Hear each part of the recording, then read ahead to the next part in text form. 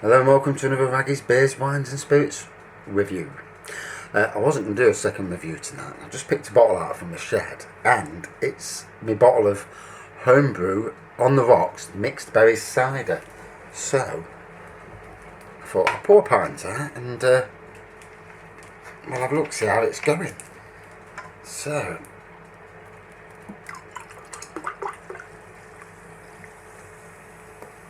now, sadly, it had a decent head on him a minute ago. It bloody would go off, wouldn't it? I poured too much. I'm not pouring another pint out just to show you the head. But yeah, now the looks, it's got that, certainly got the colour that you'd expect from a Copperberg mixed cider. This has put more sugar in it, brewing, the homebrew stage. There you go. You can see that. You can see the head there. So it just shows you what the head looks like.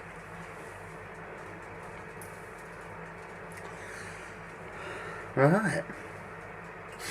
So yeah, the last time I did this, I think it was maybe a week or two. So it's been about 3 months since since I brewed it. Nice mixed berries on the nose. Certainly not a Copperberg contender, I'm being honest.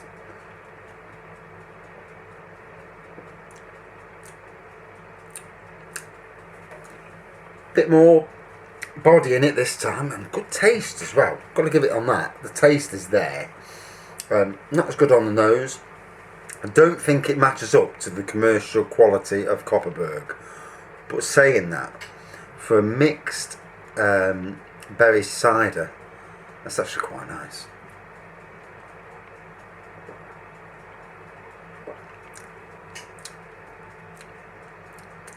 A lot more fizzier than it was last time. Last time I reviewed it, it was a bit more on the still side of things. Now somebody on YouTube, on the comments, and I must apologise, I'm crap at replying to comments. Such a busy life that half the time I never get around to doing it, and when I do it's probably too late. But somebody on the comments commented that there's a brand called Wobbly Gob Ciders, and they're in the 6.5% range if I'm being correct, so that's interesting. And that's fruity ciders as well, so that extra ABV, you're pulling in that direction when you're getting that sort of that sort of price, that sort of strength. I don't mind ciders, but 4% for a fruity cider is crap. I want to be tasting stuff that's going to make me drunk. I don't want to be tasting stuff that's like pop. Although I've got to say, even these fruit ciders, even at this is a 6%er. And even at that, it's not going to knock me out,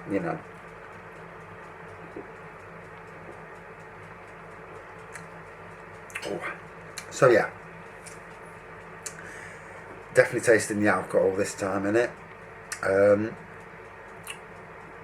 The mixed berries is definitely coming through better than it did.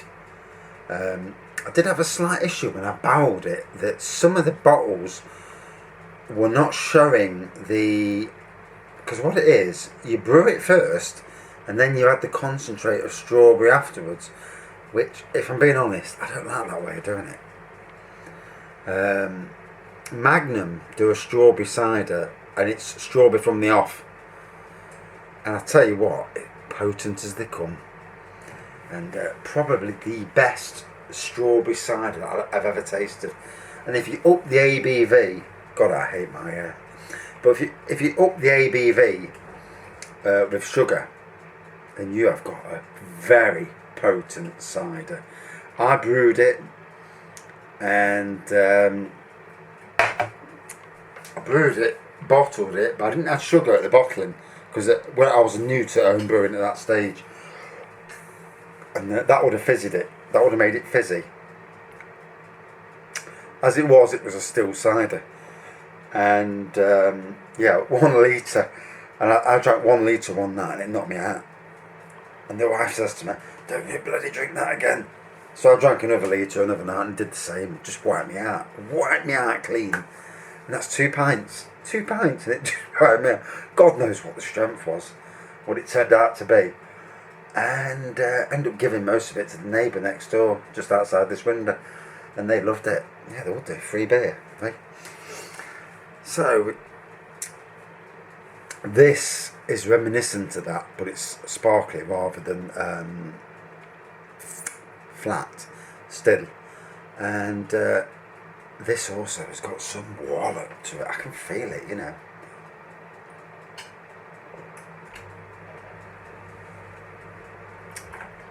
So lessons learned from with this, you put the flavouring in afterwards. So you've got to brew it first, and then transfer it to another container. So you're getting rid of the yeast and the sediment at the bottom.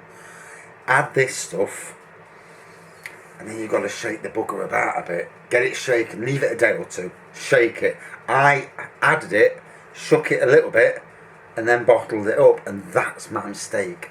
I should have shaked it about 3 or 4 times that day, get that mixed in with the cider that's there. And because when I bottled it, I had to keep swapping bits from one bottle to another to try and get it all looking the same. So, you know, you learn lessons in homebrew as you do, you know, with anything. But at the end of the day, this is obviously one of the better bottles, because this has turned out decent. It's still not a Copperberg, you know, but for a homebrew mixed berries, that's fairly nice. I suppose Bulldog, you know, theirs might be better. I can't remember trying theirs. I think I did do the strawberry and lime, and that was decent as well, you know. That's some wallop to it.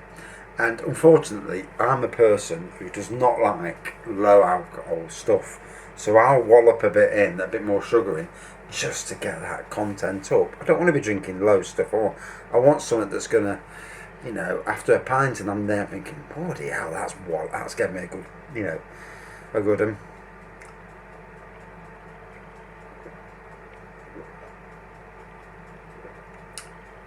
So yeah, on the rocks, I think it was about 17 or 18 quid. It's made 30 bottles, 40 pints.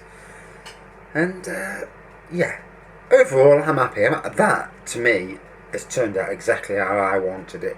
Not good enough for the missus, but she's more fussy than I am. But as a fruity cider, yeah, I'm alright with that. It might not please the vast majority of people. You know, some of these cider connoisseurs, I'm not drinking that. But when it comes to 50 pence a pint, you know, instead of paying like 2 quid or more, 3 quid, whatever, it's not a bad thing really.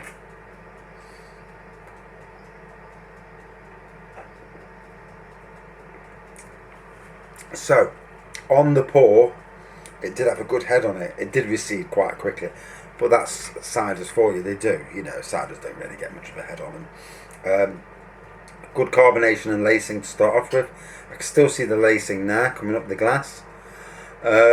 Not quite as fizzy as a commercial fruity cider, the likes of Copperberg, Lig, Alska, Brothers, you know. On the nose, definitely mixed berries on the nose. On the taste, same there. Quite a nice taste. Definitely not as good as the commercial, but we're not reviewing commercials, we're reviewing homebrew. A very palatable cider, very. And at 6%, it's, you know, whereas I drink a 4% cider and I don't feel anything, no, it's like pop, you know. I don't even sometimes believe that it is 4%. But this, I'm drinking this and I can feel it, you know. It's, I want to go sleep now. I want to have a lie down and just nod off.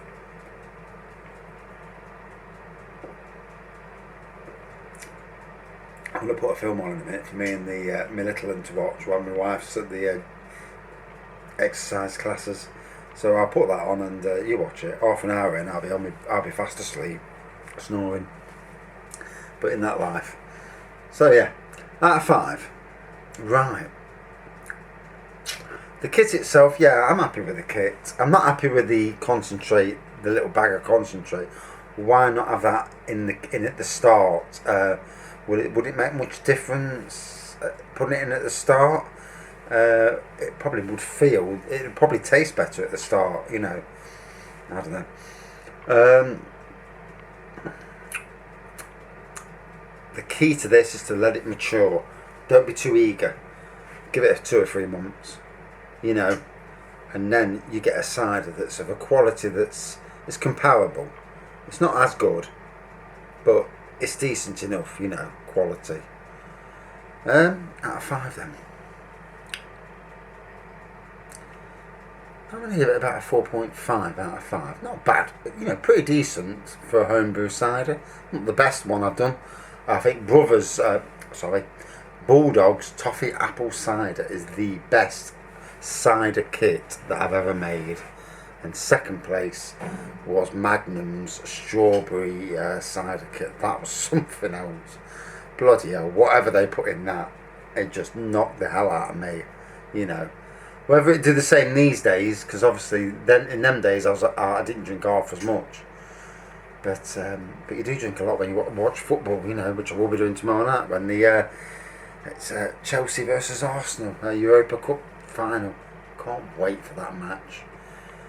The only thing is, you know, because obviously I'm a neutral for both the next 2 cup matches, and you know, I don't support any of the teams, but when they're in Europe, you support them. You know, English teams in Europe, I'd rather see the English beat the rest of them because they're all haters anyway.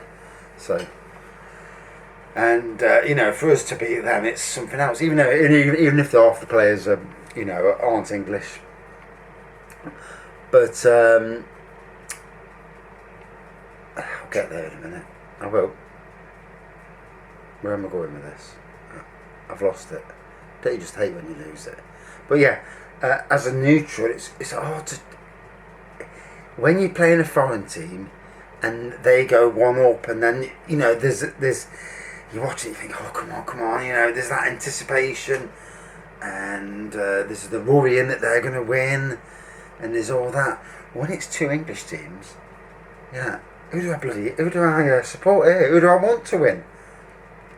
It makes for a chilled out match. You'd be sitting there thinking, alright, you've won there, you've got a goal, and I'm really stuck. Chelsea versus Arsenal.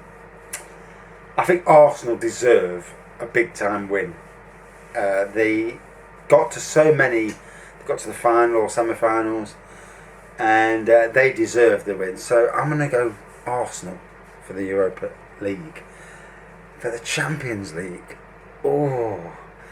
Liverpool, you know, they've lost the Europa League final the other year. They lost last year to Real Madrid, and they shouldn't have lost. Stupid crap goalkeeper. What the hell was he playing at?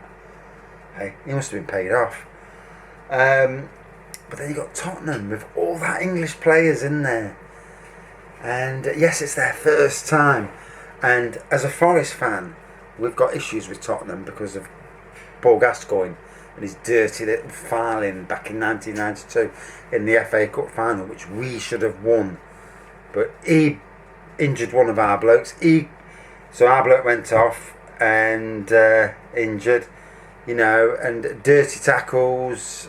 Dirty player, you know. Never been that big a fan of his, despite he's obviously got quality, but dirty player. So I'm torn there. Don't like Liverpool because of Nottingham Forest and Liverpool. Again, Hillsborough, Nottingham Forest semi-final FA Cup. We played Liverpool, and because of whatever happened that day, Forest basically let them win. On the actual when the match actually took place, and you know, and obviously we were big rivals with Liverpool at one stage, so you know there is that, and they bought Collymore off us, and that sank us back to Division 2 or the Championship as it is now. But I do like Liverpool's play, you know, their attacking play, and beating Barcelona. Oh my God. That and the Tottenham match. In fact, all those 4 matches were matches that were awesome. You never seen it like it in football. You know, as a football fan, you know, it was an amazing day, you know, to behold. Absolutely fantastic day. Wow. You never see a day like that, will you? You know, those matches, Liverpool, I can't believe I didn't watch it. They were 3-0 down. I thought, there's no way Liverpool are going to beat Barcelona, come back from 3-0. And when I looked at the end of the night, 4-0, I thought, what the couldn't believe it. Fantastic. So, I've already gave this a review score, haven't I? Yeah, 4.5. Yeah. Right. Sorry for going on, but we'll have a chat now and again, you know. You gotta have a chat, haven't you? Thanks for watching. See you soon.